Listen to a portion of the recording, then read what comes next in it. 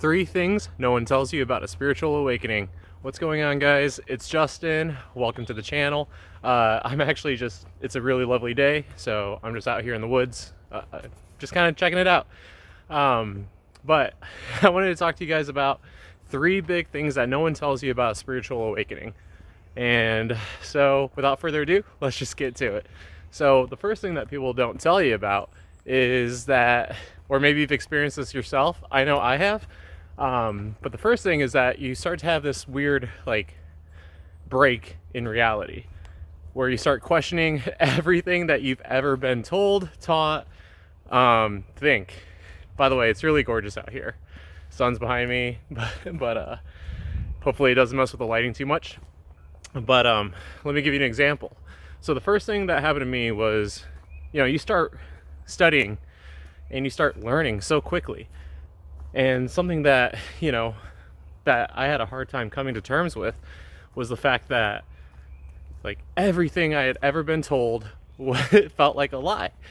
The conscious living versus the subconscious living, to where, you're told all these different things, work hard, maybe follow a religion, maybe how you accumulate wealth and happiness and stuff like that. But another weird thing that happens too is that you become a little bit more empathic.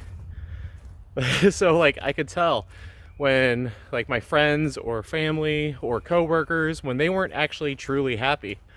And it's a almost painful experience, right? Because you want them to be happy. You want them to, understand that there is much more to life, way more than what we've ever been told and taught. And so what you need to remember during that kind of situation is that everyone has a journey. They'll get there eventually. But it is a weird break, right? You can't explain it to people outside of spiritually awoken people because they don't fully grasp it. They don't understand it. They think you're weird, right? So that's our first topic. The second one is that, and this one's going to sound kind of weird, but just make sure no one's behind me. But the second one is that we kind of detach from our friends, our friend group, right? It just, because they don't know and we feel like we know more. And so what we start doing is we start judging our friends differently. We start looking at things much differently, right? We just think that we're maybe better than them. We think that, things are just, that because they don't know, they won't be on the same level as us. And the thing you got to remember with that in particular is that that's an ego thing. Yes, you might detach from your friends. Yes, you probably will just decide to be alone for a while. And maybe you'll decide that maybe, they're not good enough to be your friends. But that is just an ego thing. Remember, our purpose here is to show love, is to show people what happiness is. And you can't do that if you have that ego. And it's a really hard thing to come to terms with, because obviously what we learn, what we see, what we practice, we want to teach, but obviously our friends won't get it. I remember when I first started this, going to veganism, just kind of detaching from my old passions, stuff like that. A lot of my friends thought I was weird. A lot of my friends thought I was going crazy. And you really got to be careful when talking to them, because they will not get it. They won't understand it at all. It's just not their time yet. So drop that ego, and instead what you need to focus on is showing them love, showing them what true happiness is. Just be happy. Be that friend. And if they do come back into your life, then great. But if not, don't worry, right? Because you'll attract a new tribe of community. I know I have attracted a family of hundreds of people that are like-minded and amazing people that all they want to do is elevate me. So, it's not the end of the world. So moving on to point number 3 is your passions will change, right? As you kind of grow into this.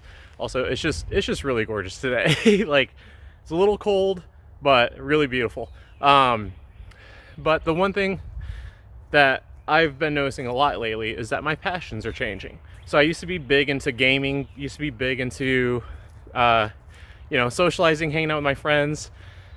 But that kind of changed because like now what I'd really rather do is much different stuff. So, you know, reading, meditation, yoga, coming out into nature, being one with nature. That's really one of the big things that I've noticed in me, is I just got to detach from the world every now and then. And that's pretty cool too, because, you know, you're going to find new things. You're going to find, because again, you're dropping that false reality that you were kind of taught, trained, conditioned to believe. And then now you're just kind of doing your own thing. You're kind of experimenting more. You're kind of growing more. You're kind of becoming something even better. But whatever this journey is, wherever you find yourself, you know, there's a lot more stages to it. But at the end of the day, this journey that you're on is absolutely amazing, and you're gonna have an amazing time. But the hardships do come with it. It's not like, you know, when we're first told about spiritual awakening, we think, oh, it's gonna be great, it's gonna be happy, it's gonna be joyful, it's gonna be loving all the time. We're gonna raise our vibrations up to here.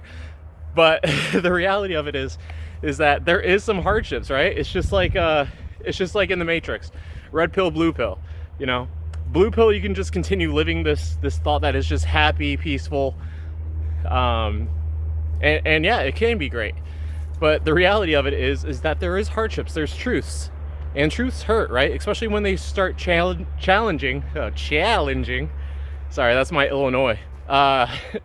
When it starts challenging our beliefs and our practices, everything that we've conditioned to, it starts becoming a little bit more painful. The truth always hurts, but the truth always sets you free. But that's it. I'm just gonna enjoy this hike. I think I got like 8 more miles. So, all right, guys, talk to you later. Bye. Totally forgot to do my sign off. But anyway, welcome to the prairie.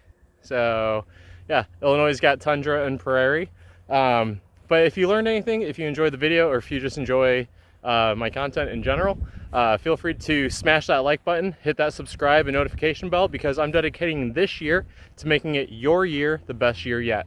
All right, take care. Bye.